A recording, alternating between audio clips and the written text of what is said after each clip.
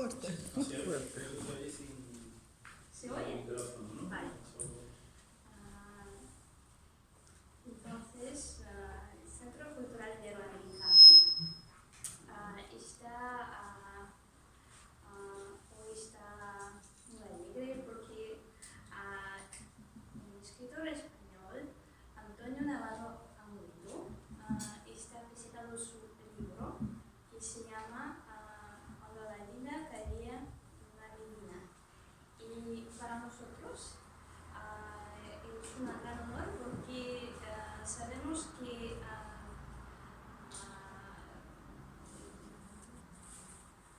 una semana y Sí, sí, sí, sí. Antonio regresa a España después de 5 años de trabajo en Rusia y me gustaría decirles que esta persona es muy interesante porque es periodista, traductor, una persona que lee aquí mucho y va a contarles sobre su experiencia en Marruecos y ustedes podrán hacer preguntas, cualquier pregunta y les deseo que tengan una buena tarde, una buena conversación y muchísimas gracias. Nada, por supuesto. Gracias a vosotros. Bueno, buenas tardes a todos. ¿Me oís bien así o preferís micrófono? No lo sé cómo se oye. Yo creo que el problema no será tanto el volumen como mi acento del sur de España, creo Está yo. bien, está bien. ¿Se me oye bien? Sí, ¿se me entiende bien? Pues entonces no utilizamos micrófono, no hace falta. Bueno, muchas gracias, Tatiana, que se va aquí de la mesa, me deja solo ante el peligro. Y bueno, muchas gracias por haber venido en un domingo aquí, día un poco ya fresco, que parece que empieza el otoño hoy. Se acaba el verano, este verano que hemos tenido en septiembre. Y bueno, que no es siempre venir a un acto cultural, una presentación de un libro un domingo por la tarde, siempre es agradecido para el que está en este lado y el esfuerzo que habéis hecho de estar aquí. Gracias. No me conocéis tampoco, me presentan como escritor y bueno, es mi primera obra. No, esperemos que vengan muchas más y es el primer libro que justamente lo publiqué estando aquí en Moscú viviendo, porque como ha dicho Tatiana, he estado los últimos 5 años en este país, en esta ciudad viviendo, de la que me estoy despidiendo prácticamente ya. Y cuando este Centro Cultural Iberoamericano me planteó hace poco la posibilidad de venir a presentar el libro, pues no pude decirles que no, aunque como pueden imaginar estoy ahora en la locura final de envíos de cajas, de libros, de ropa, de lo normal después de tanto tiempo en una ciudad y estaba un poco desbordado, pero no podía faltar este domingo aquí y bueno, aquí me tiene. Y bueno, antes de nada, gracias por supuesto a vosotros por venir y al centro y a Tatiana y las facilidades que me habéis dado para que en prácticamente una semana, porque no ha habido mucho tiempo, habéis visto que el anuncio ha sido breve, ha durado unos días, no lo teníamos planificado desde hace mucho tiempo y en unos días pues lo hemos hecho realidad, ¿no? Y aquí estamos. Bueno, pues el libro tiene 1 año aproximadamente, lo que salió, como digo, fue publicado estando yo aquí viviendo en Moscú y no sé qué tenemos aquí la imagen, bueno, tenemos una imagen de fondo que después os mostraré algunas imágenes acompañando la presentación que supongo que bueno, viendo la fotografía y lo que os han contado, el libro habla de una etapa de mi vida que cerré prácticamente hace 10 años ahora, 10 años que fueron mis años en el norte de África, en Marruecos, un país que yo no sé si alguno de vosotros ha visitado, o por lo menos la región del Magreb, Marruecos, Túnez, Argelia, si tenéis experiencia alguna de haber pasado por allí algún tiempo, algún fin de semana, algún viaje. Yo llegué allí como de una manera un poco inesperada. Yo soy del sur de España, de la ciudad de Sevilla, que está muy cerca geográficamente del norte de África. Se puede ir por carretera hasta Tarifa, hasta Algeciras, Tarifa, que es la zona del estrecho de Gibraltar, cerca de Gibraltar, y desde ahí embarcarse en una ruta de 1 hora aproximadamente y entrar en este país que a mí la verdad que hasta entonces nunca me había llamado la atención ni había ido nunca. Hay gente, yo creo que se divide mucha gente de muchos españoles españoles entre amantes de esta zona del mundo y gente que no le interesa para nada, que la ven pues como un sitio inseguro, pobre, pues en el que la igualdad hombre y mujer pues no es como en Europa, insalubre, peligroso, ¿no? Mucho interés en ir a visitarlo, y otra gente que sí que está como fascinada y que va mucho. Yo era un grupo más bien de los indiferentes, o más bien del primer grupo, de los que no había ido nunca, y yo pues, quería ir a Inglaterra, a Rusia, quería ir a Estados Unidos, quería ir a lugares lo más diferentes de España y lo más lejos posible, ¿no? Y no me llamaba mucho la atención lo de ir por allí. Y bueno, pues en lo que son las cosas de la vida, en un programa de posgrado, cuando terminé la carrera, estuve trabajando en un periódico, yo soy periodista, como ha explicado Tatiana, y aquí también he estado trabajando como periodista estos años. Pues en un programa de posgrado del Ministerio de España de Industria y de Comercio, pues me conseguí una plaza después de estudiar un posgrado y me enviaron a trabajar allí a una oficina económica de la Embajada de España en Rabat, y yo me estaba muy enfadado, ¿no? Con el destino que me habían enviado. Yo no quería ir allí, yo quería que me mandaran a Sydney o a Nueva York o a Marte, muy lejos, y cuando me dicen Marruecos, madre mía, Marruecos, lo cerca que está Marruecos, esto es como Andalucía hace 100 años, yo no tengo ganas de ir allí, que pase pronto el tiempo y ya ir a otro lugar a vivir. No me interesa mucho la experiencia, y sin embargo, luego la realidad, como pasa con tantas cosas que no conocemos, la realidad cambió mi manera de ver las cosas, y al cabo de poco tiempo, ya desde los primeros meses, ya empecé a verme pues muy identificado y fascinado con la vida, con la cultura y con la experiencia de Marruecos. Y tanto es así pues que he vuelto siempre que puedo. En estos 10 años que han pasado desde que me fui de allí, estuve 3 años casi viviendo, y mucha gente me pregunta por qué esa obsesión con volver allí. Y hay algo que yo creo que somos de esta parte del mundo, del hemisferio norte de Europa, encontramos en estos lugares, pues Oriente, África, este mundo en vías de desarrollo, encontramos unas formas de vida, unos ritmos, unas realidades cotidianas tan diferentes a las que tenemos aquí, esa espontaneidad de no saber qué va a pasar con el autobús que te tiene que llevar, si vendrá o no vendrá nunca, qué vas a encontrar en el mercado, si vas a encontrar a alguien que te va a invitar a llevarte a su casa para comer, y te va a cambiar los planes por completo de la jornada. Esas cosas que aquí no las tenemos, y que yo no digo que sea mejor ni peor, porque en el fondo queremos orden, queremos estabilidad, queremos limpieza, pero en un mundo como Marruecos pues yo me encontré una forma de vida, unos ritmos, unos colores, unas sensaciones que me marcaron para siempre, y como digo, pues siempre que puedo, vuelvo a visitar Marruecos, y voy una vez al año al menos, y hasta 2 veces. La última vez fue en junio de este año, en 2019, que pasé allí pues una semana, además en un reencuentro muy bonito, porque un grupo de gente europea, españoles, franceses sobre todo, porque España y Francia tienen mucha relación con Marruecos, económica, cultural, pues nos volvíamos a ver después de 10 años, que habíamos coincidido de becarios, y volvíamos a vernos ahora. Y yo presenté el libro en el Instituto Cervantes de Rabat, que fue un sitio donde yo trabajé también unos meses. Pues presenté el libro allí y ha sido muy emocionante. Un año después de la presentación de la salida del libro, y bueno, pues estuve una semana estupenda, y como siempre pues un placer, ¿no? No sé si alguna vez iré allí a vivir, porque al fin y al cabo uno quiere hacer la vida en un lugar pues, donde pueda sentar una base sólida. Hay muchos problemas, pues ya sabemos, económicos, cobrar un salario, vivir en un país como Marruecos pues no es fácil tampoco para una persona europeo. Sanidad, educación, son problemas que cuando uno tiene una familia, pretende hacer una familia, no es lo mejor del mundo, pero la experiencia que pasé allí fue única, y siempre que puedo, pues como digo, regreso, y va a ir el país conmigo siempre, ¿no? Y este libro del que vengo a hablar un poco, no quiero tampoco dar aquí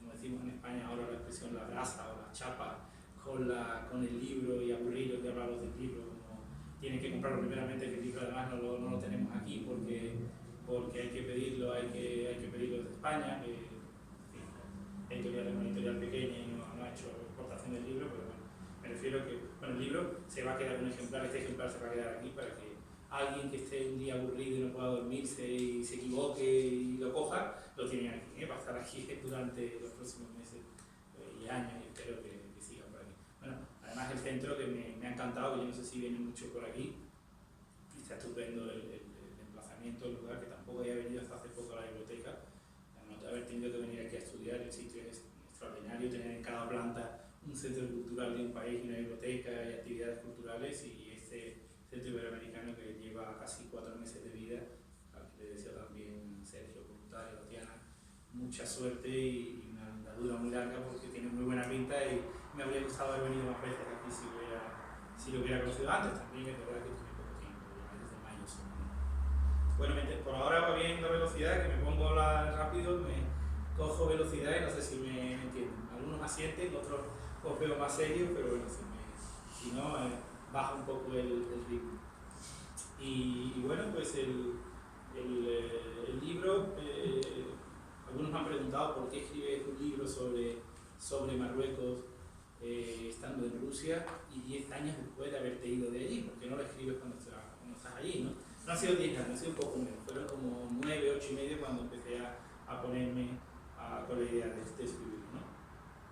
Pues de alguna manera, porque yo sentía como periodista en un momento allí, mientras yo vivía allí, trabajé en ese periodo del que os he hablado, en la embajada, y luego empecé a colaborar con medios de comunicación, escribiendo crónicas sobre mi vida en Marruecos, sobre la vida política, económica de Marruecos a medios de comunicación de España, en fin, lo que hacen muchos periodistas, que aquí también los hay en Moscú, de otros países que escriben sobre la política, sobre la sociedad, sobre la cultura, eso que llamamos corresponsales, algunos fijos, una labor regular, otros freelancers que escriben en muchos medios diferentes para poder sobrevivir.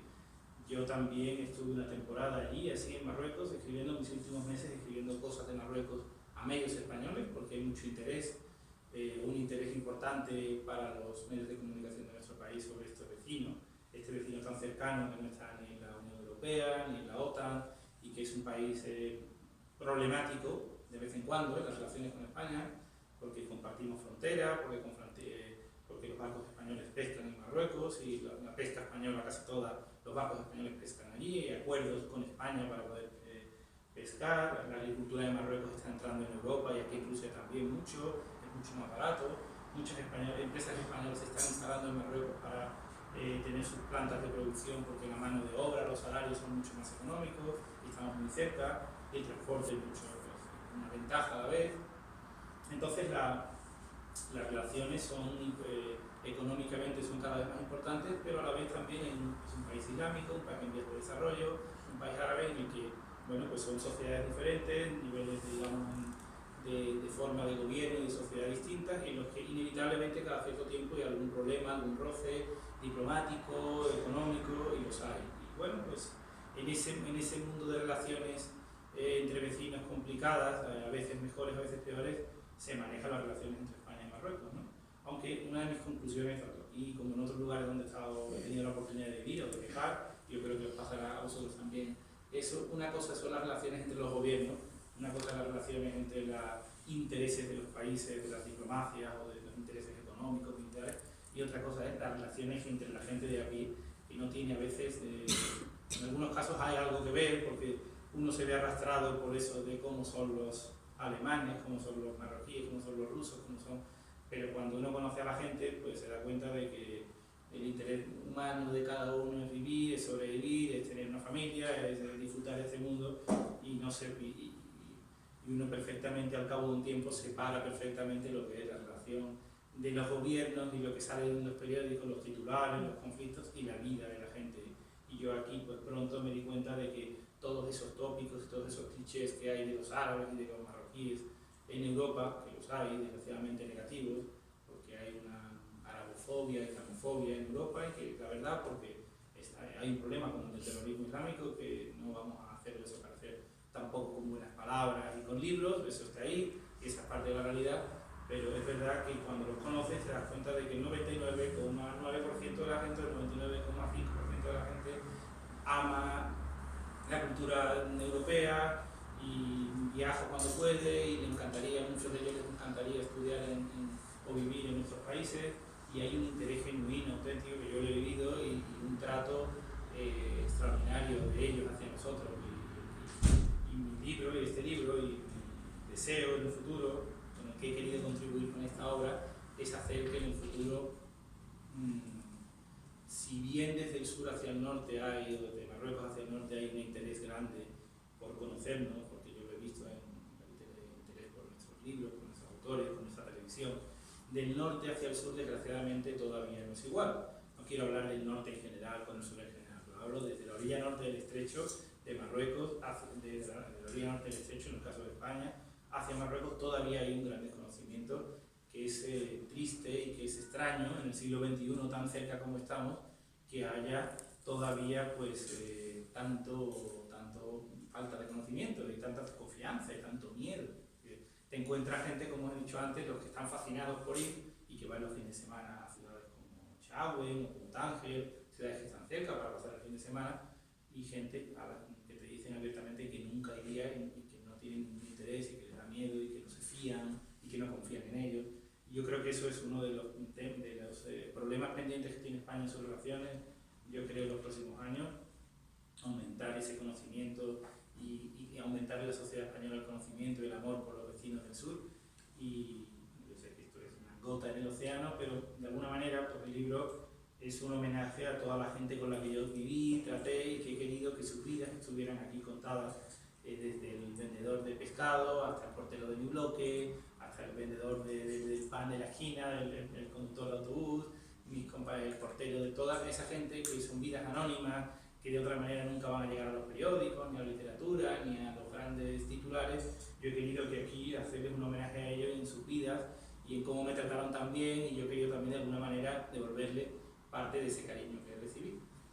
Y bueno, pues la obra, como digo, no quiero tampoco hablar en concreto de la obra, pero básicamente es un compendio de textos que yo empecé a escribir allí, porque muchos empecé a escribir allí, que cuando uno al final escribe hay que intentar hacer el esfuerzo de escribir cuando estás en el terreno, porque inevitablemente el texto pierde frescura cuando lo haces un mes después o un año después, porque no es igual, porque los detalles, porque las impresiones van moldeándose con el tiempo. Y yo empecé a escribir estos textos que están aquí recogidos hoy en el libro, en mis años, en la etapa final de mi periodo viviendo en Marruecos.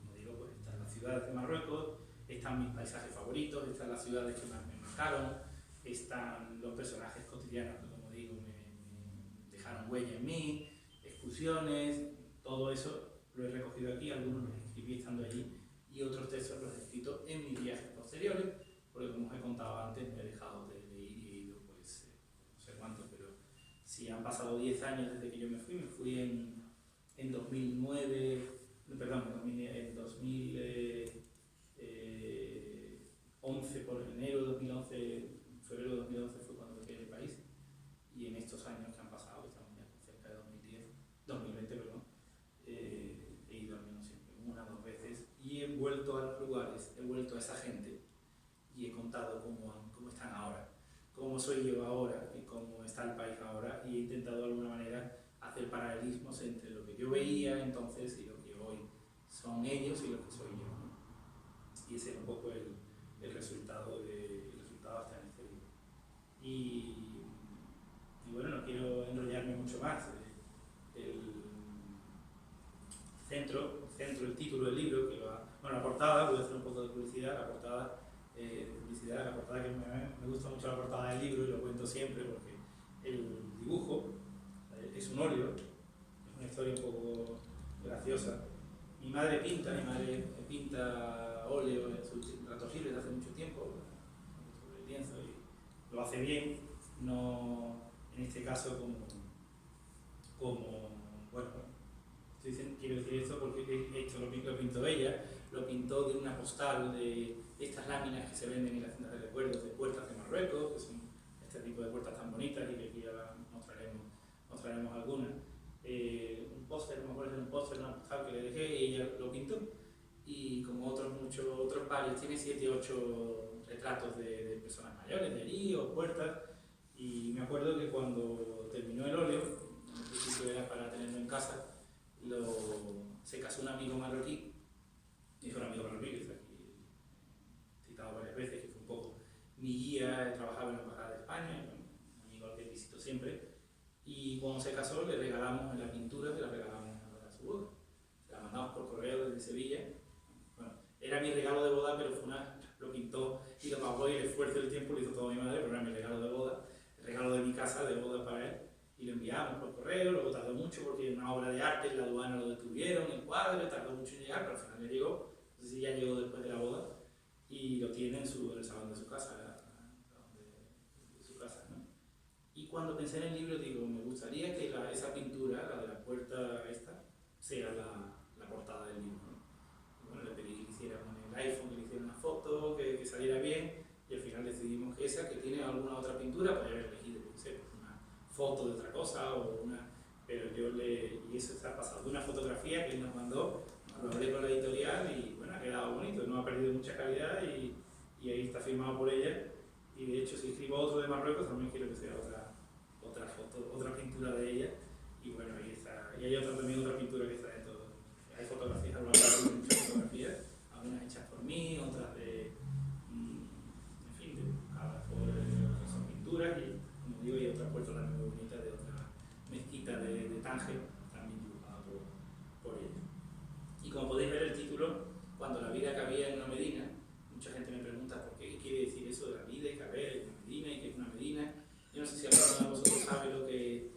Seguro que por ahí al final, que estoy viendo compañeros de trabajo míos, que seguro que alguno lo sabe, que atravesé.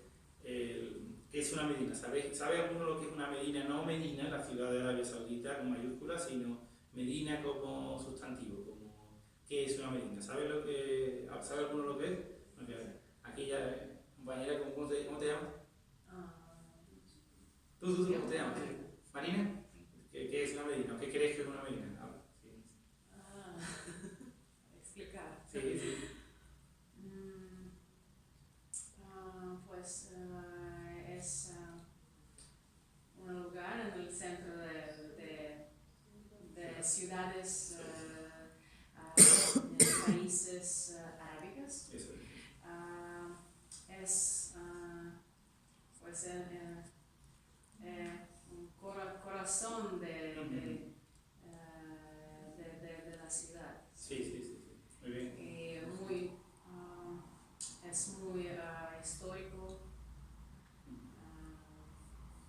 Muy bien, bueno, eso es el resumen, muy bien, el resumen, sí. Si alguno más ha estado, pues sí, yo antes de haber ido a Marruecos no sabía, pero lo has descrito perfectamente. Pues eso, los centro de lo que en muchas ciudades en Europa, el centro casco histórico, casco antiguo, que hoy en día ya veo en ciudades como las de Andalucía, que están delimitadas porque las calles son mucho más estrechas que las nuevas y eran el trazado antiguo de lo que era la ciudad medieval o de la ciudad construida siempre la Edad Media, ¿no? Y eso era el centro de Sevilla, el centro de Toledo, en el sur de Barcelona. ¿Cómo? Por ejemplo, aquí, exacto. Con una muralla, exacto, amurallado, habitualmente amurallado, protegido, y cuando ya se creció en el siglo XIX o XX, dependiendo del país, de la zona, pues ya se hizo el urbanismo nuevo, ¿no? Y en Marruecos pasa una cosa que a mí es lo que más me impresionó y me llamó la atención mucho, pues que el centro de Rabat o el de Fez, una cosa, ¿podemos pasar la foto para que mientras lo cuento? Así lo vemos allí, bueno, ya lo habéis visto muchas veces, gracias. Bueno, esto es un azulejo de una fuente del centro de Rabat.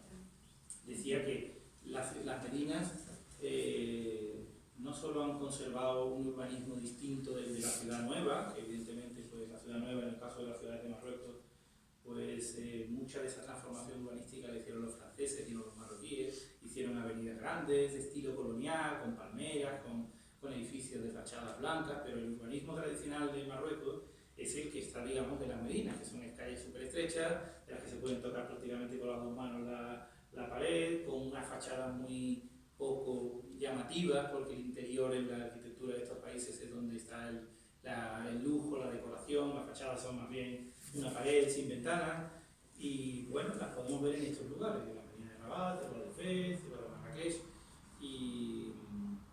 y está delimitado, como digo, geográficamente, ya en algunas hay murallas, en otras no hay murallas, pero a mí lo que más me llama la atención es que la vida dentro de la Medina es diferente a la vida fuera de la Medina.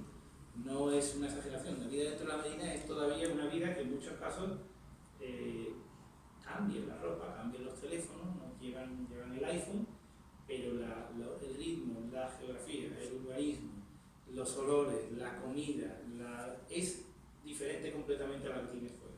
En otros lugares se puede decir, oh, el centro, qué diferente es de los barrios nuevos, pero básicamente uno hace la vida igual en el centro de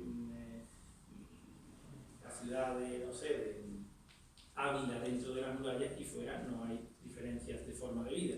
Pero ahí, cuando uno entra a la Medina, dice, esto parece el escenario de una película de ambientación, una película del siglo XVII o XVI en Europa, y cuando sale fuera, pues ve los tranvías y las tiendas occidentales, pero cuando entra dice, pero ¿esto qué es lo que es? He cruzado una calle, me he metido en otro mundo y no cambia, y quieren ellos que siga preservándose así, porque bueno, yo lo he visto y he vuelto ahora y ha pasado 10 años de mi llegada, no ha cambiado, y me temo, y por bien también, que no va a cambiar, porque no quieren los habitantes de la Medina que cambie la vida allí.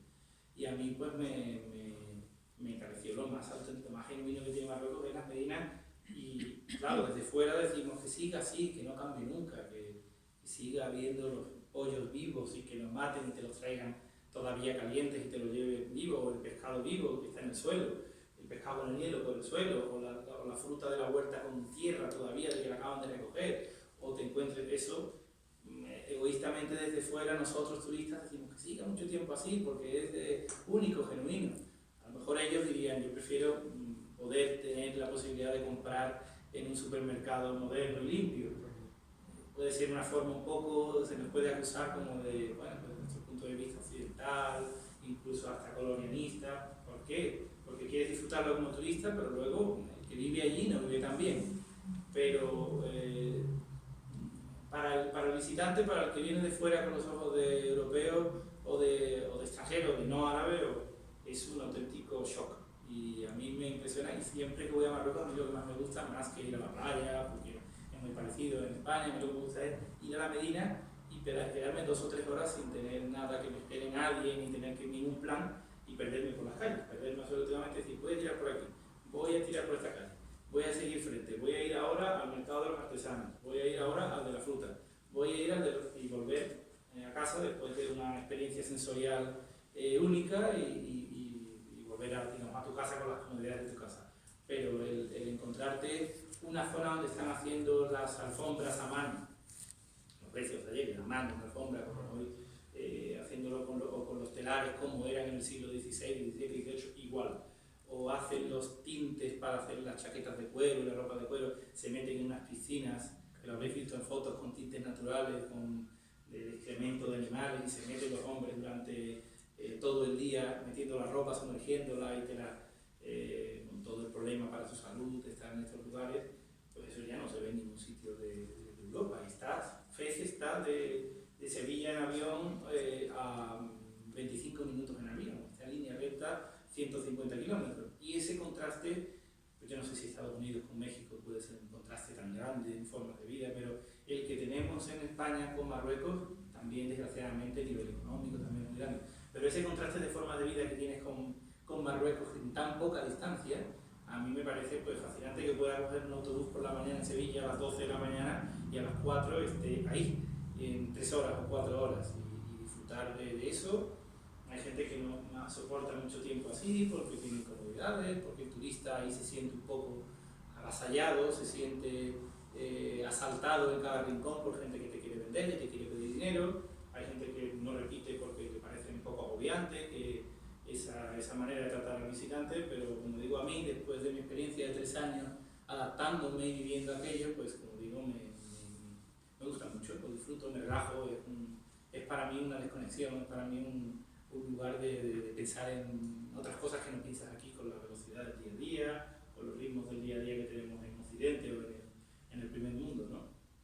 Y bueno, pues yo no quiero idealizarlo, porque no hay lugar ideal ni perfecto, y detrás de esa vida tan modesta, tan sencilla, hay una realidad social y económica pobre, una diferencia de renta también, creo que es la mayor del mundo entre los países, esa es la realidad también, pero desde luego tampoco uno puede ir contra los sentimientos y contra lo que a uno le ha gustado, y tampoco hacemos mal visitándolos y disfrutando de estos colores, de estos aromas, de lugares tan espectaculares, y yo invito a todo el que, bueno, siempre lo he hecho en otros actos que he hablado del libro, y a mis amigos, después de una llegada un poco reticente, una llegada pues a la fuerza por ese programa que me enviaron allí, ahora no me despego de ninguna manera de Marruecos y siempre vuelvo, y espero que, bueno, en el futuro, no sé si literariamente alguna otra cosa, pero seguro que seguiré interesado por estos países, por esa literatura, por eso, por la realidad de Marruecos, por su evolución en los próximos años, y seguiré visitando Marruecos y también Argelia, Túnez y otros países de la zona. Y bueno, y así seguirá siendo. Y un poco el espíritu de la obra también es esa contribución, esa invitación a que superemos los miedos, superemos los prejuicios y vayamos allí a visitar esta zona, ¿no? Y Sergio, enséñanos por favor una foto general. Bueno, esto es de, comentamos la foto si queréis, así no hablo tan seguido, y con la imagen yo creo que todo.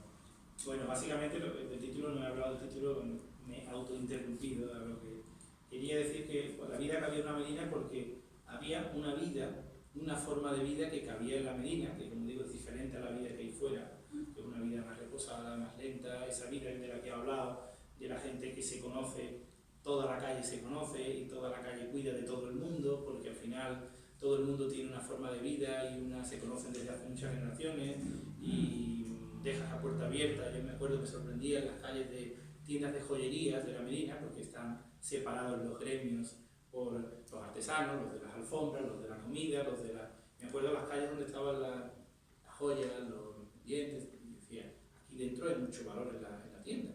¿Cómo deja la puerta absolutamente abierta? Digo, porque todos los de alrededor estarán pendientes de que no entre nadie ni se lleve nada, y todos se cuidan de todo, e incluso lo que no ocurre aquí es cuando tú vas a un lugar y te falta algo por comprar y preguntas a la tienda y te dice, mire, que estoy buscando, no sé, estoy buscando una cadena de oro, te dicen a veces, pues no sé, la verdad, no se preocupan mucho de decirte dónde. Ahí, el de la tienda donde yo quería comprar una mano de Fátima para un regalo o una cadena, lo que fuera, te decía, yo no lo tengo, pero sé quién lo tiene. Dejaba su puesto vacío, nadie iba contigo 20 minutos a llevarte a donde lo podían vender, porque también de alguna manera ese otro al que le vas a llevar a comprar, algún día también te ayudará a comprar tu mercancía. Y en esa manera de cooperación básica, diferente a la de hoy, que todo es comprado por internet, que no hay comercio tradicional tanto como este comercio tradicional, que ya cada vez vamos menos a ver y tocar la mercancía. Esto es como una especie de escuela viviente de lo que era el mundo. Es como si fuera un mundo contracorriente del mundo al que vamos, ¿no?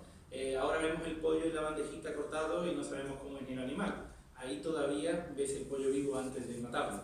Si las frutas nos la dan cortada ya en las bandejitas con el tenedor, ahí ves todavía, pues viene el tipo con las sandías llenas de arena, porque la huerta ha traído directamente de la huerta.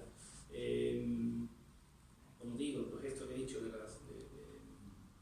ir y tocar y ver y palpar y oler la fruta, la carne, el pescado pues lo tienen el pescado pues, traído del puerto y lo lanzan directamente en cubos, o hasta yo he visto las sardinas en el suelo. No digo que sea lo mejor y que yo recomiende que vayan a comprar un pescado del suelo y se pongan malos, porque mucha gente cae realmente con bacterias, que va para fin de semana, hay que tener cuidado aquí con donde bebe y donde come. Pero me parece que es una especie de escuela, sobre todo para eso, para los niños que han crecido hoy en internet y que no han visto, y yo soy también de una generación que yo no he ido a la granja como vosotros, vais mucha gente a la hacha y ordeñáis la vaca, o yo me quedé en una ciudad y tampoco soy un hombre especialmente de campo ni nada de eso, pero aquí es un shock con el mundo actual y un aprendizaje. Creo que es bonito para a cualquier edad, quizás más pequeños más todavía, más interesante, pues está uno formándose, pero me parece que es muy interesante porque ves el mundo también en su crudeza, el mundo en su realidad, con sus contradicciones, ves también la pobreza de la gente, ves enfermos que están en la calle, pues que no tienen dinero las familias para tenerlos en centros médicos, ves incluso gente que no tiene pensión de ningún tipo, ni ayuda de ningún tipo, y viven de la ayuda de los abuelos que viven con los hijos y con los nietos porque no tienen ninguna manera de sobrevivir. que eran los estados y las pensiones. Había que cuidar de los mayores y había que escuchar a los mayores. Y ahora, cada vez más los mayores hay que quitárselos de medio porque molestan, porque no podemos viajar, porque hay que cuidarlos, porque se ponen malos, porque pues ahí el abuelo es el personaje clave de la familia, es el que hay que escuchar, el que hay que tener como referencia. Y son también otras cosas que son muy interesantes de ver y disfrutar, ¿no? Y como digo, para mí el corazón, como decía Marina, el corazón de la ciudad, el corazón del país, el corazón de mi vida allí también era porque era la Medina, que era donde yo acudía para, bueno, pues para pensar en el futuro, para encontrarme en Marruecos real y al que voy siempre, al que sigo recordando siempre. Esta foto que está pasando Sergio, pues esta en concreto es de un lugar de Tánger, esta es la playa de los Udaya de Rabat. Los Udaya es una zona de la capital de Marruecos. No es la ciudad más antigua tampoco, ni la ciudad más turística, pero fue donde yo viví, a la que le tengo más cariño, que es una zona amurallada cerca de la Medina queda a la derecha, ahí está el cementerio, la zona blanca que está señalando ahí, el cementerio en el mar. Eso me llama mucho la atención también, que en Europa la primera línea del mar son restaurantes, hoteles, y allí la primera línea no se construye, porque hay mucho aire, porque hay humedad, y no hay una concepción diferente de la explotación del mar. Aquí en Europa hay que construir pisos, urbanizaciones, chalés. Allí el mar es temido, es amigo, pero también es temor, es trabajo, es el barco, y no hay. La primera línea, yo me acuerdo de un Rabat que tienen 20 kilómetros de primera línea de costa sin nada, prácticamente. Los primeros 500 metros están libres de nada. Incluso el cementerio está en la playa, ¿no? Y esa zona es un espigón que se construyó y bueno, la gente va a pasear, a pescar y bueno, esa foto la hice el día que presentaba el libro en la, hace 3 meses. Pasa si quieres, ¿sí?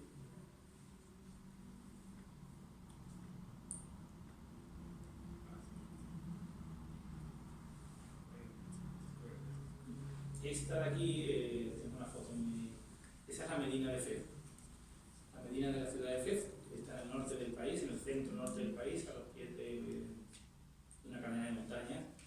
Para mí ese lugar, si me siguen preguntando, ¿dónde? Mira, Antonio, mucha gente me pregunta, como si yo fuera un tour operador de Marruecos, me pregunta mucha gente, ¿dónde puedo ir? ¿Para 3 días? ¿Para una semana? Siempre les digo que si tienen oportunidad, la gente va a Marrakech porque es la ciudad más conocida por el turismo, por el lujo, por los hoteles, los casinos, muchos europeos van allí, hay un ambiente que se ha creado en Marrakech distinto, más bien por los extranjeros que por los locales, pero esta ciudad, si uno quiere de verdad entrar en una Medina donde uno absolutamente pierde la noción de la orientación y vas a encontrarte sin exagerar, sin metáforas exageradas, de verdad te vas a encontrar en el mundo del siglo XVII, yo digo 18 interrogante, 16 interrogante, 15, porque no sé cómo lo poco que ha podido cambiar eso, porque no hay coches ahí dentro, hay burros solo para transportarse o andando la mercancía, no hay suelo en las aceras, las calles no tienen nombre, no sé cómo enviar las cartas allí, no tengo ni idea todavía, no hay direcciones, tú te orientas por las alturas de las calles y por señales que ponen ellos en el suelo de flechas, líneas dobles, líneas discontinuas, sabes si bajan, si suben, y bueno, pues una zona, bueno, tiene, creo que eran 10.000 calles, son 10.000 calles me parece, y el tamaño es la Medina más grande del mundo, y es Patrimonio de la Humanidad por la UNESCO. No van a encontrar se van a encontrar en un sitio del estilo de las fotos que vemos de los Emiratos Árabes, no, eso es pura realidad, sucio, barro en el suelo, ríos que saltan por el medio de la calle de agua, prepárense para volver con la ropa manchada de arena, de barro, pero es un auténtico viaje en el tiempo. A mí me encanta Fez, hace mucho calor en verano, aquí en otoño, primavera, pero es espectacular. Tiene la universidad islámica más antigua del mundo, con mezquitas del siglo XI, siglo XII, en medio de la misma época en la que también en España, en Andalucía, hay gran parte del patrimonio islámico, como la Alhambra de Granada, o la mezquita de Córdoba, o la Giralda de Sevilla, de ese periodo en el que Marruecos y España formaban parte de los mismos emiratos y de los mismos gobiernos, porque la arquitectura y el estilo es muy parecido. Lo que pasa es que en Europa es un monumento que no tiene nada que ver ya con nuestra cultura, que son culturas cristianas, estos son restos, ahí todavía funcionan como funcionaban. Las escuelas coránicas, los niños siguen yendo allí a aprender el Corán de memoria, están como eran en Europa, pero aquí sigue funcionando como, bueno, pues como era entonces, ¿no? Y bueno, pues, digo, es un lugar increíble, interesantísimo y al que siempre voy, ¿no? Al que siempre voy. Y les recomiendo que vayan. Es la Medina más bonita, más espectacular y más distinta de todas. Es la más grande, siempre lo digo. Rabat tiene una muy... A mí me marqué, bueno, la mía, la ciudad en la que yo estuve, que me gustó mucho estar allí. Es más pequeña, más ordenada, pero esa es otro punto y aparte. Meknès, que está igual es como su hermana pequeña, pero esta es la grande. Marrakech es diferente porque Marrakech está mucho más al sur, el clima es más africano, los colores son más marrones, ocres, pero mucho más turística. Ella habla en sueco, en griego, sabe todos los idiomas. Ahí te metes y hay zonas en las que estás solo tú, con los marroquíes, ¿no? Y los precios están todavía los precios normales de ellos, no los precios inflados para los turistas. Y bueno, magnífico lugar y se puede llegar tanto desde Casablanca como desde Tánger. No está, el acceso es por carretera, por autopista, así que tiene un aeropuerto, así que si pueden, no se lo pierdan. Este hombre, bueno, estaba sentado a la puerta de una de las calles de la Medina y pueden ver la calle como es y estos señores que impresionante porque parece que se preparan para la fotografía como si fueran extras de una película, ¿no? Pero así se habla así de muchísima gente, ¿no? Por la calle, y lo que han visto y lo que han vivido, ¿no? Probablemente a lo mejor no han salido nunca del país. Esta Rabat, la torre Hassan de Rabat. Bueno, estamos saltando de un lugar a otro, no voy a hacer un recorrido exhaustivo por el país, solamente hay una fotografía que hayamos elegido para tenerla de fondo. Y esta es la Torre Hassan, que es una torre hermana de la Giralda de Sevilla, que no sé si alguno la ha visto, la torre de la antigua mezquita mayor de la ciudad de Sevilla, que hoy es un campanario de la catedral, pero lo que era la torre del minarete de la mezquita era del mismo arquitecto, del mismo estilo, y hoy pues se parecen. Lo que pasa es que esta es más pequeña porque la Giralda tiene un cuerpo añadido que se le hicieron con campanas cuando llegaron los cristianos, pero la torre es muy parecida en estilo, es de la misma época, del mismo arquitecto, y está en medio de... Esos pilares son de una mezquita que no se llegó a terminar nunca, y se quedaron los pilares dentro de la sala de oración y están ahí en el aire libre, en una escalada, al lado del mar, y es muy bonito. Aquella zona de Ushuaia es la misma zona que vimos antes desde la playa. Y me quedo sin salir. Bueno, son chicos en la playa, gente en la playa jugando, que allí los fines de semana en la playa lo veían, que es el deporte nacional, jugar al fútbol, va muy bien. Están siempre en la playa, y la playa es un lugar también para analizar sociológicamente Marruecos, porque, bueno, por desgracia hay segregación también entre mujeres y hombres en la playa, ves a gente que las mujeres salen tapadas. Es diferente la relación que tienen con el mar a la que tenemos nosotros por miedo, no hay tanta seguridad, tanta vigilancia, pero ves el ambiente de la familia, va la gente en familia y ves cómo es una radiografía de la sociedad también, pasar un día en la playa, ¿no? Y ver cómo se divierten, ¿no? Cómo se divierte a su forma y es interesante. Y ahí están también recogidas nuestros partiditos de fútbol, nuestros domingos en la playa también están aquí. Esta es Rabat también, la ciudad de Rabat, donde viví yo y digo que es mi medina favorita, pero al final que llevo en el corazón y que esta gran parte del libro contada es Rabat. Y esta es la zona de los Ushuaia, la misma zona que comentaba antes, un barrio muy bonito, amurallado. La Medina queda a la derecha de mí. La Torre Hassan, que es una torre que habéis visto en la fotografía, que está allí al fondo, que se ve de todas partes. No es muy alta, son apenas 50, 60 metros, pero es original y queda además como torre, se ve desde todas partes, ¿no? Bueno, aquí un grupo de señores también con su chilaba, una chilaba con la túnica tradicional. Yo tengo una que me compré y me daba vergüenza salir por la calle con la chilaba, pero alguna vez me la puse porque me miraban como que hace este hombre que no es de aquí vestido así, ¿no? Porque se la ponen los de allí, ¿no? Pero son muy cómodas. También las hay para mujeres, ¿eh? Que las mujeres con otros colores, con otras, las hay de invierno, las hay de verano, y están muy bien porque no te puedes poner debajo cualquier cosa, da igual, no te puedes incluso poner en calzoncillos, pues no te va a ver nadie, y está bien porque te manchan las ropas debajo y te puedes poner la capucha encima, y yo creo que es el uniforme prácticamente de mucha gente, ¿no? Para salir. Y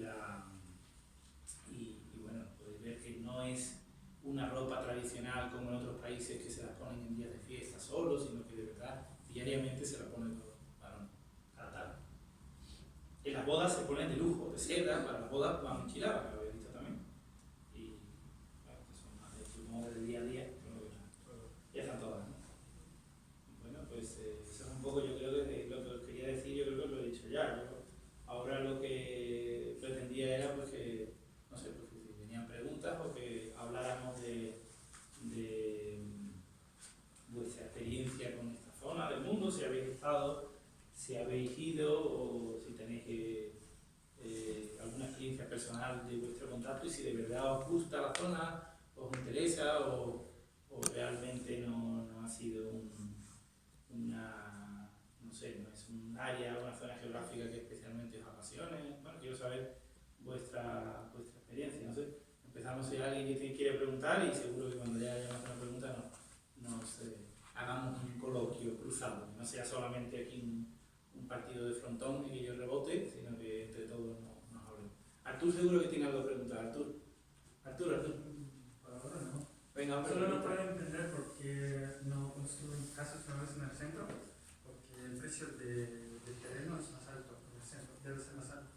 Y por eso no entiendo por qué se conservan las medidas tales como son durante siglos, porque el precio, bueno, según las reglas del capitalismo, empujar por el precio mayor del terreno, los constructores deben construir más y más. No entiendo por qué no. Ya. Mira, yo la experiencia con los precios de la Medina y tal, tengo amigos españoles que intentaron comprarse una casa allí, pero están los precios locos, absolutamente locos, aunque estén en ruinas, porque hay un turismo de Medina, de las Medinas, los riads. ¿Habéis ido alguna vez a lo que se llama un riad? Que son unas casas de hotel que tienen 10 habitaciones apenas, con el patio interior, que tienen a veces el hammam, y tiene cada planta tiene galerías que dan al patio, y son como las casas tradicionales, esas casas tradicionales. Y hay mucha gente que las está arreglando, que las están haciendo como modernizando, las está poniéndolos con decoración y estilo como de las mil y una noches, estilo oriental, incluso no el estilo marroquí tradicional, sino decoración más bien árabe, pero del Golfo, ¿no? Con los techos de las habitaciones como si fueran de madera tallada, como si fueran los techos de la Alhambra, patio central con una fuente y toda una decoración muy bonita, y están haciendo como hoteles de lujo con 8 o 10 habitaciones, y gente que prefiere dormir en la Medina, en una casa de esas, porque es una experiencia más auténtica, porque te despierta por la mañana el muecín de la mezquita de al lado, te despierta por la mañana, hace despertador, porque la decoración de las habitaciones es muy chula, le ponen ambientación musical, las lámparas, los techos, y es muy guay. Está guay para ir con alguien de fin de semana, es más bonito que un hotel aséptico, un hotel europeo fuera, ¿no? También es incómodo llegar, porque hay que llegar a veces, digo, sin coche, te tienen que ayudar con la maleta. Y estoy buscando el riad de Marrakech. Vale, venga, sígame. Y te lleva alguien las maletas, y 10 minutos andando a través del laberinto y llegas al riad, ¿no?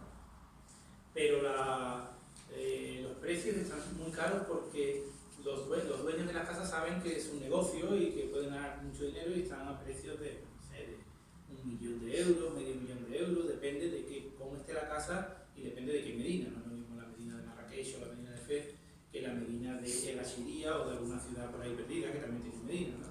Pero está muy cara, Artur, está muy cara, y por el negocio de reconstruirla, no por el estado de la casa.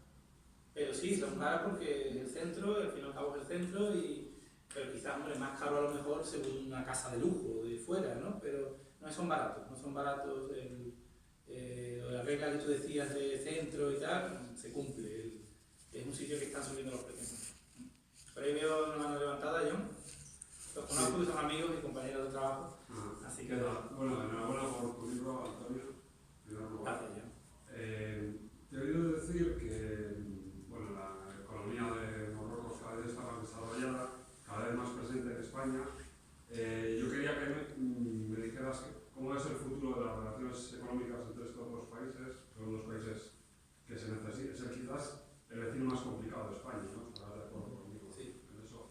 Y también, por tu conocimiento del país, el futuro político de este país, porque por lo que respecta a nosotros, españoles, en los tiempos de Hassan, pues, bueno, digamos que había cierta sintonía entre ambos monarcas, al menos, ¿no? Entre ambos estados, y las cosas cambiaron con su hijo, con Mohamed. Realmente, bueno, él ya lleva un tiempo reinando, pero se puede considerar que es un rey joven todavía. No sabemos muy bien por dónde va a ir. Seguro que tú lo tienes más controlado y nos puedes decir por dónde van, cuál puede ser el futuro de sus relaciones con España, qué realmente quiere. Sí. Bueno, ese desde luego es un tema, como bien has dicho, es el vecino más complicado, porque Portugal, Italia, Francia están en la Unión Europea, no hay ningún conflicto territorial, el comercio también ha hecho que los antiguos problemas que pudiéramos tener, el comercio y las relaciones económicas hacen que no haya problemas, y con Marruecos todavía hay puntos de De hecho, tú que eres periodista también sabes, un detalle importante es que cada nuevo presidente del gobierno español, lo sabes, que su primer viaje es a Marruecos, ¿sí? O sea, es un vecino al que se trata con cierta referencia, ¿no? Sí. Pero siempre lo observamos con recelo, que tenemos un pasado de enfrentamiento, ¿no? Además, yo creo que no se sabe muy bien todavía por dónde va Mohamed. Sí. Bueno, al final van pasando los años y realmente no ha pasado nada importante, grave, nunca llega la sangre al río, pero ha habido pequeños conflictos, porque el hecho de que sean, bueno, pues como digo, vecinos, inevitablemente para siempre condenados por la geografía, van a estar ahí, no se pueden mover, no nos vamos a mover, ni más cerca ni más lejos. Pero no están, pues, ni en eso, no están en la Unión Europea, no comparten el mismo conjunto de valores del Estado democrático de derecho, el respeto a las libertades y a los derechos humanos, a la mujer, etcétera. No es igual que Europa, no lo va a hacer en los próximos 30, 40, 50 años, no lo va a hacer, pero estamos condenados a entendernos, porque no vamos a seguir relacionados, como digo, con el tema de la pesca, porque España faena los barcos españoles ahí, hay un acuerdo con la Unión Europea, y la conclusión un poco que yo me he llevado de este tema bueno, está casi todo dicho ya, ¿no? Vecino problemático con el que los gobiernos españoles intentan siempre, como tú bien has dicho, el primer viaje de cada presidente, de Pedro Sánchez, Pedro de Aznar, de todos, Marruecos, antes que Estados Unidos, ni que el Vaticano, ni que Francia, es Marruecos, por llevarnos bien con ellos, porque es un país que tiene la renta per cápita, la economía de Andalucía es más grande que la economía de Marruecos, el PIB solo de Andalucía, y la renta per cápita es muy baja por habitante, no quiero equivocar, 3 o 4 mil dólares por persona, en España son 24 o 25 mil dólares por persona de renta per cápita, la diferencia es gigante, pero España tiene una especie de complejo y de miedo siempre con que Marruecos vaya a hacer algo gordo y que nos vaya a provocar un problema diplomático, y siempre tenemos una relación de por favor, estáis a gusto, estáis contentos, y no hay una relación de fuerza como otros países sí que tienen como país más fuerte con el débil. España, que tiene una diplomacia pues, que no es una de las mejores, hemos entrado económicamente en Marruecos tarde respecto a Francia, respecto a Estados Unidos, somos una potencia dentro de Europa intermedia, pues no tenemos un poder asertivo con Marruecos que digamos nos tengan a los gobiernos y a la monarquía española temor, sino yo veo más bien al contrario, una especie de siempre pidiéndoles por favor que no hagan nada, ¿no? Porque ¿qué problemas puede hacer Marruecos? ¿Qué decir? ¿Qué problemas va a hacer Marruecos? En el año 2002, que no lo recordaréis, en el año 2002 Marruecos, un grupo de personas invadió una pequeña isla del Mediterráneo, el islote Perejil, lo invadieron, lo tomaron. Eso en otros países hubiera sido con una respuesta militar fuerte, con algún muerto, y España, que no quiere causar ningún problema, pues los marroquíes se quedaron en esa isla de soberanía española varios días. Plantaron la bandera marroquí y lo daban ya como reconquistado el territorio. Y España, con muchísimo tiento, con muchísimo por favor, Marruecos no cedía, quería probar hasta dónde podía con España llegar hasta ese límite. Yo sé que otros países más fuertes habrían acabado con el problema en 15 minutos, no quiero hablar de ningún país, pero en el Oriente Medio llegarían las tropas y acabarían con el problema en 15 minutos. Pero España tardó muchos días y tuvo que ser Estados Unidos el que llamara, el presidente llamar al rey de Marruecos para decirle, por favor, dile a esos chavales que salgan de la piedra, porque no pudo ser España la que solucionara el problema por sí solo, ¿no? Entonces yo veo como que hay una cierta pleitesía, un cierto hacia Marruecos, porque nos pueden decir no entran los barcos españoles y no pescan aquí, y causar un perjuicio económico a toda la flota andaluza, canaria, grande, en puestos de trabajo, en ingresos económicos. Hay muchos empresarios españoles que están trabajando, que están en Marruecos trabajando, explotaciones agrarias de capital mixto español-marroquí que están allí trabajando, fruta y verdura que se vende como española en algunos casos, pero que se cultiva allí. Hay un total, yo trabajé en la Oficina Económica de España allí, me acuerdo de que estaban allí, estaban haciendo el listado, el inventario de cuántas empresas españolas hay unas 5.000 empresas que operan diariamente en diferentes sectores, agrícola, telecomunicaciones. O sea que España tiene miedo de un país como Marruecos, que depende todo, todavía depende del rey, en este caso Mohamed VI, de la monarquía alauita, que no es una democracia con un gobierno independiente de la monarquía. El rey toma siempre la última decisión, el gobierno tiene las ideas, pero va al rey para decirle, Majestad, ¿qué le parece este proyecto? ¿Sí o no? Pero el que decide es el rey al final, el que tiene todos los poderes religiosos y políticos. Entonces, si el rey dice que sigan en la piedra en la isla 20 días más, se quedarán allí. Si el rey dice que ese acuerdo no le gusta, un acuerdo que habían firmado empresas españolas y empresas marroquíes, el proyecto se desbarata en el día siguiente. Entonces esas inseguridades jurídicas y esos problemas que pueden ocurrir hacen que España tenga como una especie de siempre de muchísima cautela con las relaciones con el régimen de Marruecos, y en concreto con el rey, que al final es el decision maker, es él y su círculo y su entorno y el palacio, ¿no? Él y sus consejeros y los empresarios que están cerca, por encima del Parlamento y del gobierno de Marruecos, que formalmente existen pero que no son tan importantes, ¿no?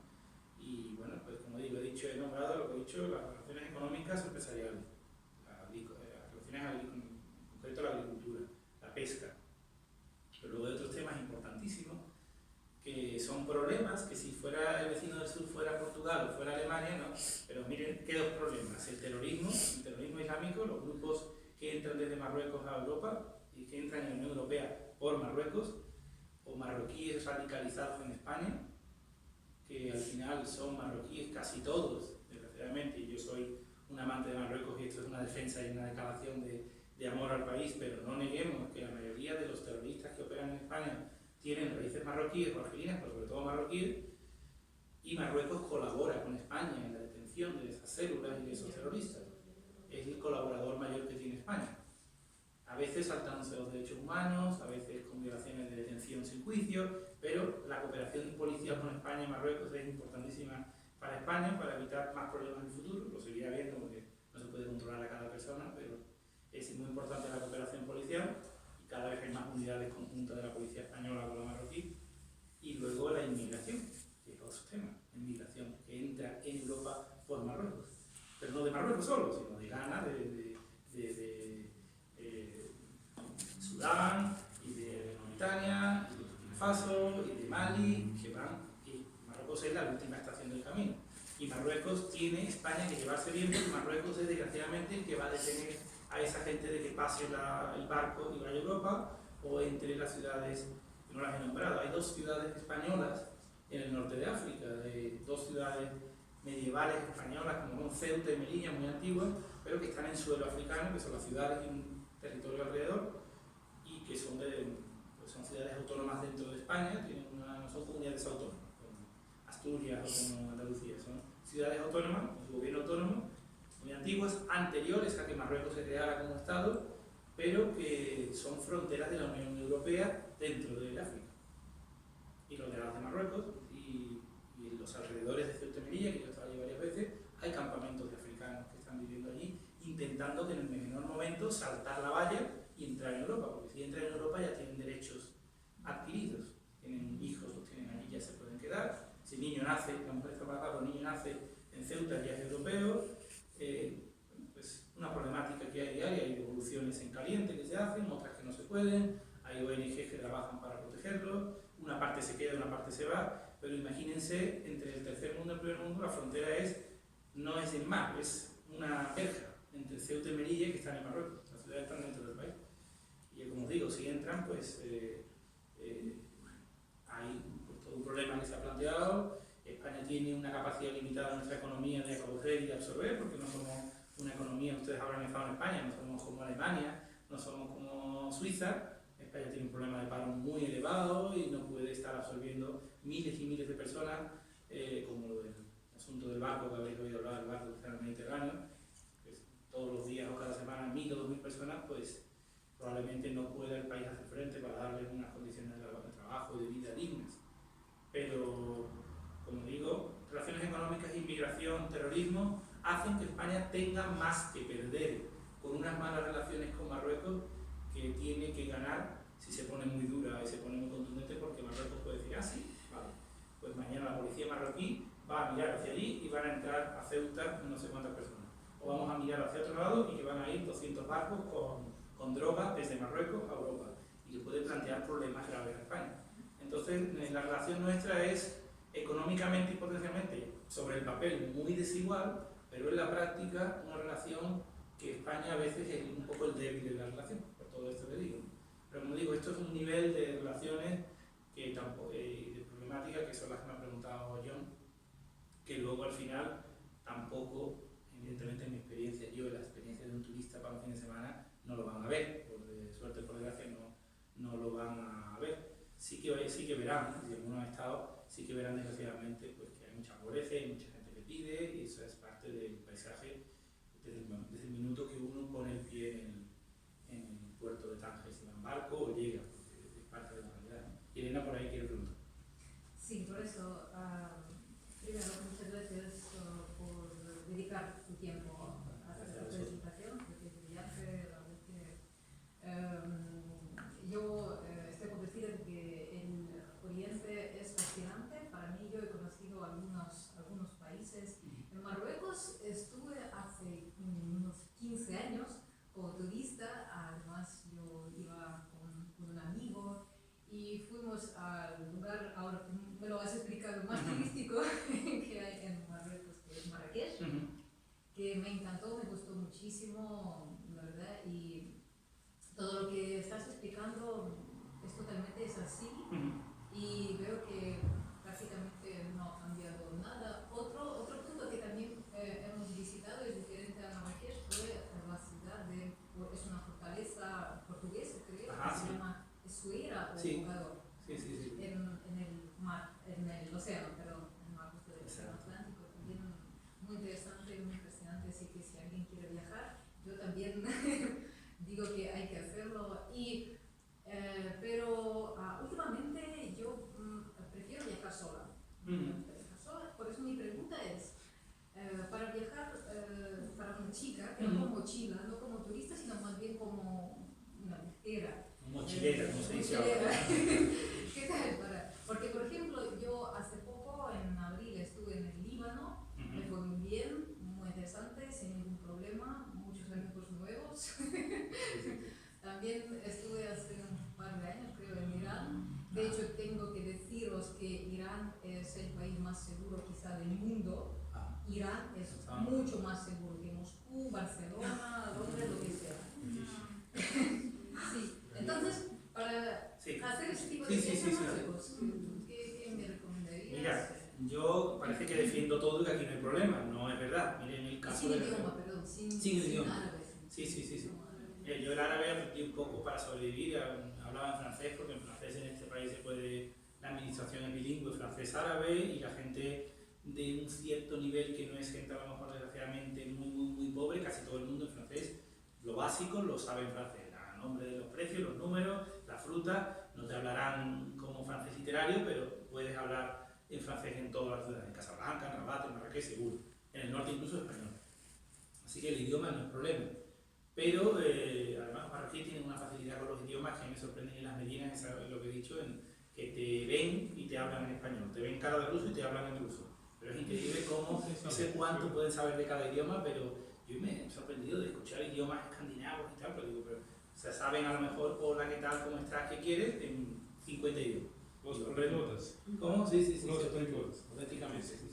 Aparte, una persona educada en Marruecos, como que ha pasado por la universidad, sabe marroquí, árabe marroquí, que es el dialecto de esta zona, el magrebí, el árabe estándar o clásico, que es el formal escrito, que es otro idioma que al final no se habla, pero se escribe, el que habla las noticias, el Jazeera y todo esto, el francés, el inglés, el español o francés.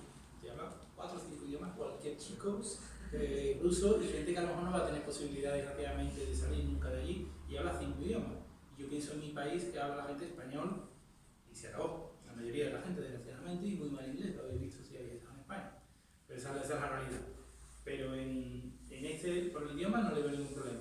Y de verdad, yo conozco mucha gente, muchos españoles, muchos franceses y chicas solas, porque para la gente de aquel año mío, de aquellos años míos, que se iban con el coche, alquilaban coche, iban al Atlas y se pasaban 15 días, pues como tú dices, haciendo amigos por todas partes y con su coche alquilado, en algunos momentos más pesados, en otros más, pero no es un país seguro, creo, para poder, con ciertas precauciones, también que tengas suerte o tengas mala suerte, algunas se tapaban, se ponían pañuelos, pero yo he visto muchas amigas mías de chicas que entonces tenían entre 20 y 25 años que se han ido por ahí por Marruecos a pasar con un coche alquilado 2 chicas muchas veces.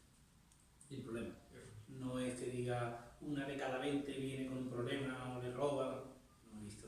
Ahora, casos raros y cosas que asustan. Sí, claro. Claro, que ocurren. No sé si os acordáis de 2 chicas danesas, una danesa y una noruega, que mataron en el Atlas hace un año. ¿Os acordáis? En el Alto Atlas, ¿alguno sabe la historia? 2 chicas que estaban acampando en el Alto Atlas, en el Turkal, que es la montaña más alta de Marruecos, que es un sitio, pero acamparon en una tienda de campaña a 3.500 metros de altura, quizás demasiado confiadas o mala suerte, y las atacaron y las mataron. No quiero contar cómo, pero que se las mataron allí en medio de la montaña por la noche mientras dormían. No fue otro tipo de delito, fue matarlas, fueron a matarlas y eran radicalizados del Estado Islámico.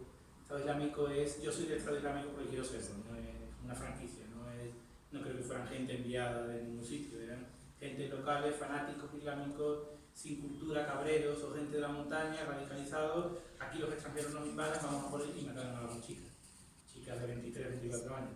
Y Marruecos los ha fusilado, los ha condenado a muerte rapidísimamente. No quiere Marruecos porque para Marruecos uno de los puntales de su economía, que no lo hemos nombrado antes, es el turismo. Marruecos, a diferencia de Argelia o de Libia, que está en una guerra ahora, o de otros países, Marruecos, como es el más estable políticamente, económicamente, ¿os acordáis de lo que se llamó las primaveras árabes o las primaveras árabes del año 2011? Que en muchos países cambiaron los gobiernos y hubo revueltas, manifestaciones. En Marruecos casi ha sido el que ha pasado de puntillas por las primaveras árabes y no ha pasado nada. Tiene un país que se ha abierto su economía y su régimen desde hace 20 años más o menos que llegó este rey, desde que Hassan II fue otro tiempo, otro momento, pero este hombre, Mohamed VI, ha abierto el país y el desarrollo está siendo paulatino. Y no ha habido un momento de revolucionario como el que ocurrió en Libia, porque Gaddafi llevaba 40 años, es diferente, están en estadios y en etapas políticas diferentes. Y el régimen de Marruecos está bastante estable, no ha habido grandes, y Marruecos quiere que su economía también reciba dinero del turismo y está haciendo pues esos esfuerzos promocionales por la Medina, por el desarrollo de la costa y muchas conexiones low cost que está viendo. Yo me acuerdo cuando yo llegué a Marruecos había un vuelo a Casablanca y ahora Ryanair, la compañía low cost inglesa, tiene vuelos Sevilla, Marrakech, Sevilla, Rabat, Sevilla, 5 o 6 vuelos con low cost, eso no existía hace 10 años, nuevo todo, y se está promocionando Marruecos. Pero ocurren este tipo de fenómenos de vez en cuando, que cambian, que asustan a la gente, con razón, ¿no? Pero en general, claro, dice que ahora ocurre algo, te queda la mala conciencia de haber, pero bueno, podéis verlo en blogs, en foros, que es un país bastante seguro, relativamente seguro, no sé si más que Irán o menos, pero no hay problema. Ves en el centro de Marrakech o del FEZ, ves grupos de franceses y de españoles en cada esquina y que vienen de fin de semana. Y aparte, bueno, claro, como en todos los países depende de dónde vayas. El Alto Atlas, donde ocurrió eso, es una zona de montañas de más de 4.000 metros de altura, sin carreteras buenas, es un sitio de alta montaña para valientes. Otra cosa es irte a Tánger, a la Medina, diferente, ¿no? O irte a a Chefchaouen al norte, que está muy cerca y que tiene, son lugares diferentes, ¿no? Y la seguridad también es diferente en un lugar y otro. Pero yo, con detalle, sabiendo dónde, cómo vas, no tengo ejemplos de decenas de mujeres solas o grupos de 2 y de 3 sin ningún tipo de mala experiencia. No sé si he respondido, Elena, a la pregunta o sí, ¿no? Sí, sí. Muchas gracias. ¿Alguien más? ¿Alguna pregunta más? Sí, ¿A sí. mí sí? Sí, quiero abordar el tema del género. Ajá. Son cartas, ¿verdad? Sí, sí. Y El género del libro. en la época, pues el siglo XXI, casi nadie escribe cartas. Y te inspiró el libro de Charles-Louis de Montesquieu, Las letras persianas, o hubo otra fuente de inspiración, porque parece bastante raro el propio género de cartas unidas en un libro. Pues sí, bueno, al fin y al cabo es un artificio literario. Evidentemente no eran cartas que nunca se enviaron por correo, pero eso no lo he contado. La génesis del libro fue un blog en el que estaban recogidas una parte importante de los textos que hoy están ahí en el libro en papel, y que yo luego las reciclé, las completé con nuevos textos y están en el libro. Pero efectivamente eran unas cartas que además se llamó el blog Cartas Magrebíes, que yo creo que está todavía por ahí en internet, no lo han cerrado, en unos periódicos, en una red de periódicos, unos periódicos de mi región, Andalucía, donde empecé haciendo ese blog. Y evidentemente es un artificio, pero Montesquieu, las cartas persas o las cartas marruecas de otro autor también español, Cadalso, que era un género del siglo XVIII, en esa época de la Ilustración, tiene un eco de eso, pero evidentemente no ver algunos paralelismos, pero bueno, estamos en otro siglo, en otro momento, pero ese género era un género didáctico que se utilizaba para contar a un lector ficticio, contar una realidad, describir un detalle, una realidad sociológica, un aspecto de la cultura, de la política de un país, con eso, con un afán didáctico, ¿no? de explicar, ¿no? Unas cartas personales en las que cuente como Joyce, hoy me he levantado y me duele la cabeza, no son exactamente, no es un diario al uso, tienen todas un afán de contar o de hablar de un tema, de una persona, de un lugar, están a medio camino en ese género, pero son más parecidas a las cartas de esos autores de Montesquieu o de Cadalso que de otra cosa. Pero sí, no tenía un lector, algunas veces cuando las escribía pensaba en alguien, como si me leyera esta persona, al ponerte a escribir, si esta persona fuera la que me estuviera leyendo, esto es lo que le contaría, ¿no? Una persona que estuviera fuera de Marruecos, que viviera en, no sé, en Australia, y que yo quisiera que leyera lo que yo estoy viviendo y que aprendiera sobre lo que he vivido hoy, y en algunos casos incluso me refiero a la persona como tú, ¿qué te parece? ¿Te acuerdas? Como alguien que hubiera estado en Marruecos, que no voy a desvelar el nombre, no hace falta porque no es tampoco una persona de carne y hueso, y si lo es ya hace mucho tiempo, una persona ideal que estaba al otro lado, que había vivido, que había pasado por Marruecos, pero ya no estaba allí, y yo me dirigía por carta a esa persona. Pero bueno, así son muchos de esos textos, son postales o cartas, y otras pues tienen un género más bien, pues, bueno, más bien como si fuera un artículo, una columna de opinión. No se puede decir que las 60, pues son 60 postales, sean exactamente todos iguales, ¿no? Pero bueno, más o menos por ahí van los tiros. ¿Alguien más? ¿Tú querías preguntar su nombre? Sí. Déjale seguir, compañero. Solamente si tienes una idea de por qué el país está tan pobre, por qué la economía está baja. ¿Por qué? Sí. Sí, es un tema de tesis doctoral, yo más que esto de escribir que analizar, ¿no? No es evidentemente el libro, ya lo he contado, no es una tesis sobre Porque Marruecos. hay tanto turismo, Sí. pero no ayuda nada. Ya, es verdad, a veces lo pienso, ¿no? Que tanto dinero que entra. Primero en turismo las cifras son muy modestas. Son cifras muy modestas, son muy pequeñitas comparado con otros lugares. Pero hay otros lugares con mucho más turismo, como Egipto, que más tiempo de turistas y tampoco parece que ayude mucho. Simplemente yo pienso sin turismo como sería, que sería mucho peor, ¿no? Porque realmente también, el turismo de Marruecos no es de un mes o de comprarte una casa, como en Marbella o en Canarias. Hay gente que va de mochila 3 o 4 días. y al final te compras un bocadillo, un recuerdo, a precios locales, duermes en un camping, pero no son negocios que uno deje allí, como en Europa o como en Grecia o como en Italia, 200 euros al día por turista. Entre hotel es mucho menos dinero que se gasta, esa es la realidad. Primero porque la infraestructura no es tan buena, porque no hay, por suerte para nosotros, los precios de las cosas son todavía locales y qué barato, me he comprado una cerámica por 3 euros, qué barato todo, tal. Eso al final es que tampoco dejas tanto dinero ahí. Pero luego, bueno, viene del país que es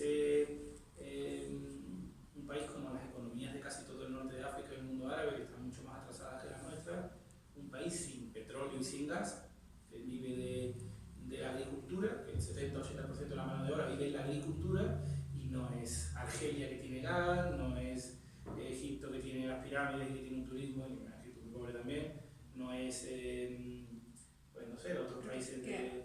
Agricultura tampoco está desarrollada tanto. Y no está muy desarrollada. Los precios son muy baratos, vienen con precios muy baratos porque los salarios son muy bajos, tiene poca mecanización. Yo he visto la agricultura en Marruecos en los campos con burros todavía, están haciéndolo, claro que están mejorando, pero no es la agricultura, la tecnología agrícola que tienen en Europa, que se tiene en Francia, en España, y se vende mucha tecnología para que vayan progresando, pero todavía pues gente trabajando a mano, con borricos. Entonces es parte del progreso. Falta progreso en todos esos campos. Entonces todavía tenemos que ver que, fíjate todos los cambios que hay que ver. Primero, que la gente vive en el medio rural y no en las ciudades, casi todo el mundo. El 80% de la gente trabaja en el campo, 80%, cuando en Europa es el 5 o el 10% de la agricultura, el 80%. Para que se desarrolle esa gente tendrá que empezar a trabajar en la industria, en el comercio, faltan muchos años. Mucha de la gente que vive en el campo es analfabeta o habla con dificultades o escribe con dificultades árabes. Por descontado que francés casi nada. Entonces, educación Hay todavía casi un 40, en algunos lugares leí 50, dicen que ya está mejor, pero cerca del 40 en analfabetismo, 40% de la población. Entonces, con esos datos todavía le quedan muchas décadas para que se parezca. Tiene que haber un 100% de analfabetismo. Tiene que empezar a la gente a ir a las ciudades, se tiene que industrializar más. Queda mucho. Pero ¿por qué no entran a las escuelas? ¿Que tienen que tener el dinero o cómo? ¿Por qué no quieren? Bueno, no es que no quieran, porque viven en lugares muy pobres, remotos, en medio del campo, donde... No existen escuelas.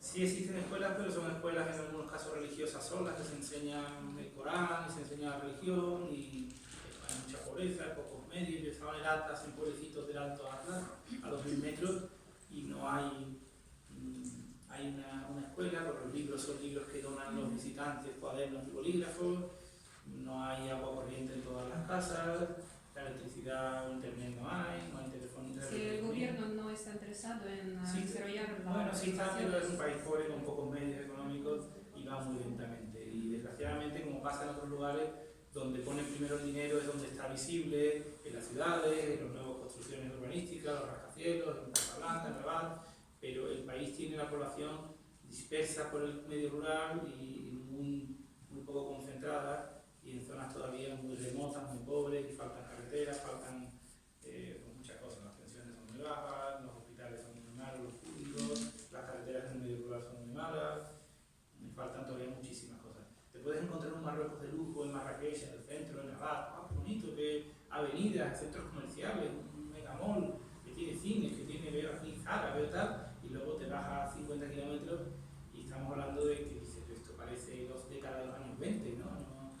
Es un contraste de muchas décadas entre un lugar y otro. Entonces, Marruecos es más desgraciadamente todavía lo que es el campo que lo que es la ciudad, y le falta mucho. El turismo, por ejemplo, pues, se concentra en las medinas de las 5 ciudades, pero Marruecos tiene 40 millones de habitantes y la mayoría está en el campo, ¿no? Entonces, bueno, pues yo creo que el camino es bueno porque se está abriendo, porque el comercio cada vez más con España, con Francia. El turismo, como digo, pues es una realidad ya que se está consolidando, pero todavía son como 5 o 6 millones de turistas anuales. España tiene 80, para que os hagan una idea, o Francia 85. Es que todavía queda mucho. Siempre digo, hay que ir, pero claro, ves el porcentaje de crecimiento, pues 5,8, 6,1, luego hay años que retrocede, pues no, de todas maneras se está beneficiando de que están peor otros lugares, porque Egipto hay terrorismo, Libia ha desaparecido del mapa, Argelia está cerrado al turismo, yo estuve, está cerrado al terrorismo, en Túnez ha habido terrorismo también, os acordaréis, hubo los ataques que hubo en Túnez, en la capital, y Marruecos, que es el que no ha, por suerte, toquemos madera, no hay ataques terroristas, no ha habido ataques terroristas en Marruecos, en graves, de bombas, ¿no? El último fue en el año 2011 en Marrakech, y bueno, pues se está beneficiando de que mucha gente quiere ir al mundo árabe, pero tiene miedo de ir a Siria, a Líbano, a Egipto, a tal, pues va ahí, ¿no? Al Golfo Pérsico o a Marruecos, ¿no? Marruecos es mucho más auténtico, creo yo, que los Emiratos, que Dubái, que Qatar y todo eso. Esto es auténticamente como la cultura árabe tradicional, ¿no? Y bueno, le queda mucho por hacer, pero vamos en la buena vía. Pero ¿qué diferencia es, la diferencia tan grande entre esos países del Golfo Pérsico que abren el grifo y sale un gas y petróleo y tienen miles de euros, millones de dólares para poder repartir y hacer escuelas y carreteras y no tenerlo, por suerte, pues simplemente porque aquí hay, aquí no? Que Marruecos no tiene nada, ni una gota, y Argelia tiene todo instalado. Así que los caprichos de la naturaleza, pues Argelia tiene las segundas reservas mayores del mundo de gas, y la octava creo de petróleo, la séptima de petróleo, no sé, por ahí está, y claro, pues, aún así, cuando no se reparte bien y cuando la economía no tiene clases medias, yo estoy en Argelia y se nota mejor que Marruecos, pero no es un país rico como Dubái ni nada de eso. Argelia también es muy pobre y muy mal repartida la riqueza, y también hay problemas de terrorismo. Entonces Marruecos, Argelia, es un régimen todavía muy cerrado, no tiene mucho turismo, ni las visas son fáciles de conseguir, nada. Así que bueno, vale la buena vía, pero en conclusión creo que queda mucho todavía. Parte buena, que el día que Marruecos se convierta en un país como perderemos esta magia. Y bueno, yo les recomiendo creo que hay que ir ahora a ver todavía la Costa Virgen ahora, porque quedan miles de kilómetros todavía desde Tánger hasta la frontera con Senegal, quedan centenares de kilómetros sin nada de playa. Claro, uno va a la playa y quiere un chiringuito, quiere el bar, quiere ducha, eso no hay allí, pero si quieren naturaleza lo van a tener. Y también en la costa mediterránea de Marruecos, desde Tánger hasta Argelia, también tienen unos 300 kilómetros de playa muy bonitos, casi vírgenes, pero lo te digo, no van a tener ahí no es Santorini, no tienen discoteca, no tienen esto, tienen que ir con el coche hasta la playa y un camino de tierra, y luego pues no van a tener allí las comodidades, ¿no? Pero yo creo que hay que ir ahora, antes de que empiece la locura de construcción y todo eso, y un poco se destroce el lugar, ¿no? Así que, bueno. ¿Alguien más? ¿Alguna pregunta más? ¿Algún comentario más? ¿Nadie más? ¿No queréis alguna, no sé, algo entre vosotros que queráis? ¿Comida? La comida. ¿No has hablado de Es comida? verdad. Bueno, no hemos hablado de la comida, Cuscús. el cuscús, y mucha gente que lo ha leído en España me han dicho, a mí, y mi padre me lo ha dicho varias veces, amigo suyo, que tu hijo ha escrito un libro de gastronomía o un libro de viaje, porque prácticamente cada página hay alguna referencia a algo culinario, porque, bueno, me gusta comer, eso no lo voy a negar, pero Marruecos es un sitio muy bueno para comer también. Muy barato, muy fresca la fruta, la verdura, la carne, y tiene una gastronomía muy interesante. Se parece mucho a otros países árabes del Mediterráneo, con el cordero, con el cuscús, que es el plato nacional. Aquí podéis ver en los mercados como estos que están ahora, como el de Depol, Centro de Rino y todo esto, que siempre hay algún puesto de comida marroquí, aunque casi siempre es como una mezcla de Marruecos, Oriente, que mezclan todos, el hummus y tal, y te ponen lo mismo del Líbano que de Marruecos.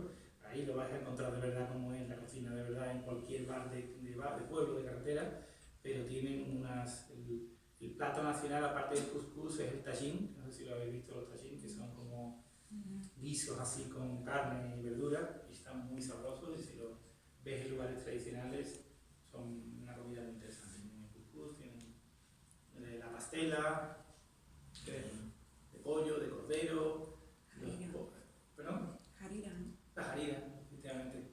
¿Has probado la jarida? Sí, lo he cocinado. ¿A la cocinada?